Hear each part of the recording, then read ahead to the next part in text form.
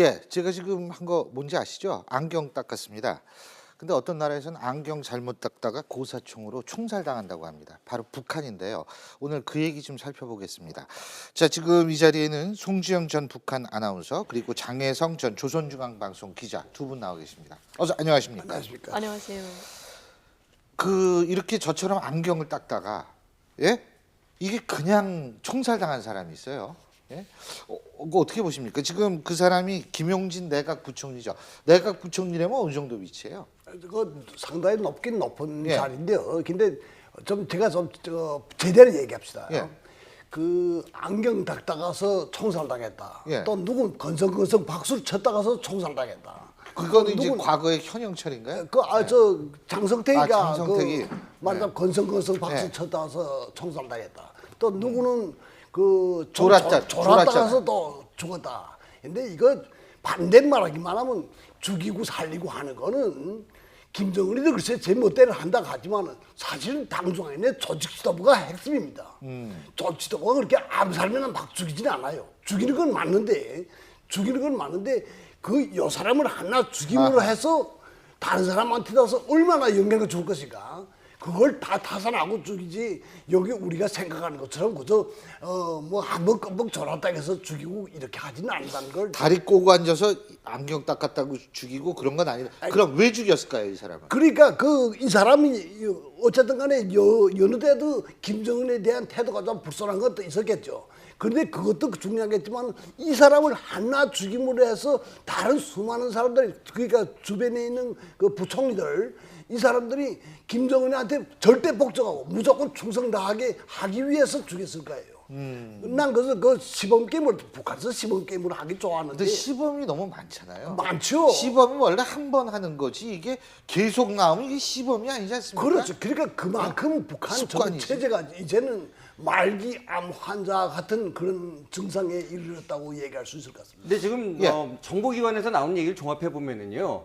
그러니까 단순히 졸았다고만 죽은 건 아닌데요. 졸은 게 이제 하나의 계기가 될 수가 있습니다. 예를 들면은 비교로 아까 이제 현영철 얘기했는데 현영철 같은 경우에 졸았다가도 조사를 받았더니 그 군단 장급들을 모아놓고 얘기했더니 그 군단 장급에서 이 현이 굉장히 반역적인 얘기를 했다는 게 나온 것이 처형까지 갔다는 겁니다. 만약에 그 당시 조는 것 정도만으로 했으면은 대부분이 이번에 김영철처럼 혁명화 과정이라 그래갖고 내려가서 조금 재교육받고 오는 거죠. 졸아서 거기 보내는 거 웃기는 거죠. 안경 닦다가 안경 닦같이 넣어. 그러고 그러니까 보내는 요번에도 거. 이제 안경 닦았다 그래갖고 이제 조사를 받았는데 그 조사 과정에서 뭐 새로운 게 나왔다. 이건 아직 현영철 결과와는 달리 아직 확인되진 않는데요. 맞습니다. 이번 그런 얘기가 나오고 있습니다. 그래요. 나도 그저 거의 전적으로 공감하는데 이 사람을 예. 다만 무슨 안경 닦다가서 그것 때문에 죽인 건 아닐 겁니다.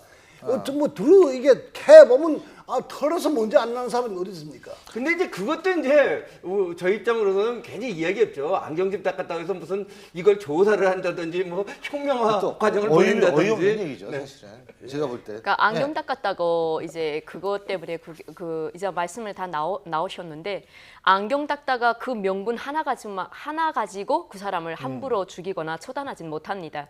그러니까 일단 그 전에 이 사람의 사상 상태가 사람들 앞에서 김정은에 대해서 어떤 불손한 태도를 보였다든지 이 정부가 위험하다는 발언을 했다든지 일단은 아이고. 그런 말단으로부터 시작해서 내가 회의를 한데 줘라 한번 저 김용진에 대해서 한번 캐봐라 그러면 안경 닦는 사건부터 시작해서 그 사람을 털기 시작하면 거기에 수많은 이제 제목들이 이제 쌓이게 됩니다. 저 친구 저거 내 앞에서 감히 안경을 벗어 이거죠. 이제. 네. 그러면서 그런 이제 명분을 많이 쌓아서 조직 지도부에서 혁명화를 시킨다든지 그 죄가 이제 무겁거나 가벼운가에 따라 처벌이 내려지는 거죠. 제가 이번에 비운의 남자 장성택이라는 그 실화 소설, 장편 소설 하나 내놨습니다. 그만. 근데 그거 보기만 하면 저는 사실 상당히 실화에 닿아서 근접해서 장성택을 잘 아실 거 아니에요. 알아요, 잘 알아요. 그 사람을 개인적으로도 잘 알고 그런데 기본적으로는 조직 지도부와 장성택이하고 그 암투간에서 장성택이 졌기 때문에 총살당한 거지.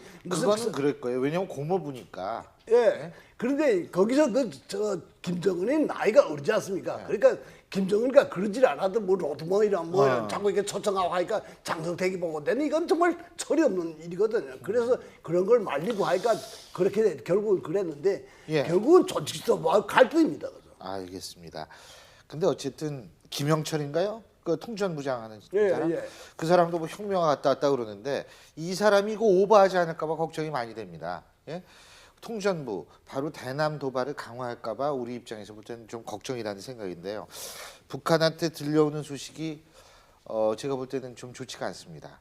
근데 이게 마지막 어떤 시그널인지 그건 아무도 알 수가 없습니다만 요새 약간 참 안 좋은 소식이 많은 건 사실인 것 같고요.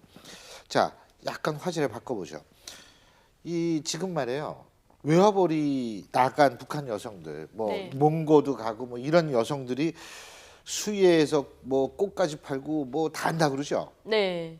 지금 북한에서 이제 인권을 많이 그러니까 노동자 인력을 많이 네. 이제 외국에 이제 내보내서 그분들이 이제 노동을 해서 벌어들인 수입으로 이제 당 자금으로 이제 쓰기 위해서 많이 이제 외국으로 내보냅니다. 그 중에는 많은 이제 여성분들이 중국이나 몽골 이런 데 가서 노동을 하는데 북한 여성분들이 제일 잘하는 게 미싱이라든지 술을 넣는다든지 그 술을 놓으면은 네. 그게 잘 팔려요. 이게 그러니까 아마 자수인데 아마 북한 잘 여성들이 하세요, 우리 송지영 아나운서. 아마 저도 기초는 배워서 그 정도로 뭐 고급적으로 못 넣지만 기초는 할 줄 압니다. 이제 예. 북한에서 이제 여성이 술을 놔야 되는 거는 그 학과 시간에 이제 초등학교 시간에 있거든요. 예.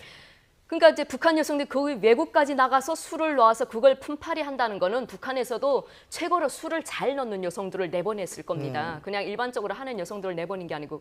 그러니까 그분들이 뭐 8평 남짓, 뭐 10평 남짓한 방 안에서 거기서 먹고 자고 하면서 술을 밤새껏 24시간 쉬지 않고 12시간씩 일을 하면서 그걸 팔아서 뭐 기껏해야 뭐 50달러, 60달러 중에서도 10달러 정도, 아니 100달러 정도는 자기 주머니에 가질 수 있고 나머지는 이제 당자금으로 이제 상납해야 되고 이러니까 환경도 열악하고 정말 인권이 말이 아니죠. 우크라이나에서는 가짜 한의사 행세하다가 또 뭐 문제가 발생을 하고 이랬던 모양이에요. 예, 예.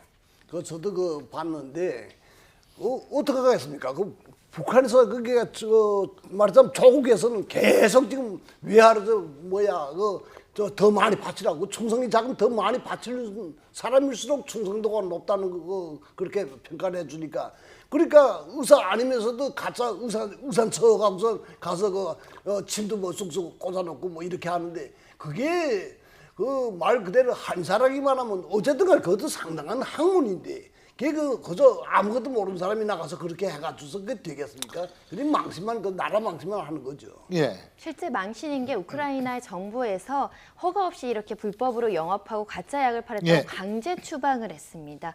그런 걸로 봐서는 이 북한에 대한 지금 여러 가지 이제 문제점들 이것이 사실은 세계적으로도 예. 곳곳 나온다고 보시면 될 것 같고요. 그렇죠. 사실 이것뿐만 아니라 아예 공식적인 외교관들도 각종의 문제를 일으켜서 세계적으로 그럼요. 뉴스가 되고 마약 있으니까 사실은 이게 오늘 내일이 일은 아닙니다. 예. 근데 이제 한의사 같은 경우에 이제 여기 가짜라고 했는데요. 그건 조금 더 확인해봐야 되는데 지금 해외 의료단이라서 이제 고려의학단들을 많이 예. 보내놓고 있거든요. 근데 저는 좀 더 취재를 해보고 이제 나중에 예. 확인되겠지만 우크라이나 거는 단순히 가짜약을 팔아서 저는 추방됐다고 보는 것이 아니라요. 현재까지는 결국 이제 우크라이나에서 로켓 스파이 활동하고 아하. 연결이 됐다고 봅니다. 근데 많은 경우에 예. 이런 이제 한의사들이 와서 자체적으로 외화벌이 자체 생존을 예. 하면서 결국은 이 스파이 업무 같은 거를 연루돼서 하는 경우들이 예. 많거든요. 예. 그렇기 때문에 아마 우크라이나는 그걸로 아마 곧 나올 거라고 봅니다. 어쨌든 뭐 지금 북한이 굉장히 흔들리고 있고 돈이 필요한 건 사실입니다. 제재 때문인데요.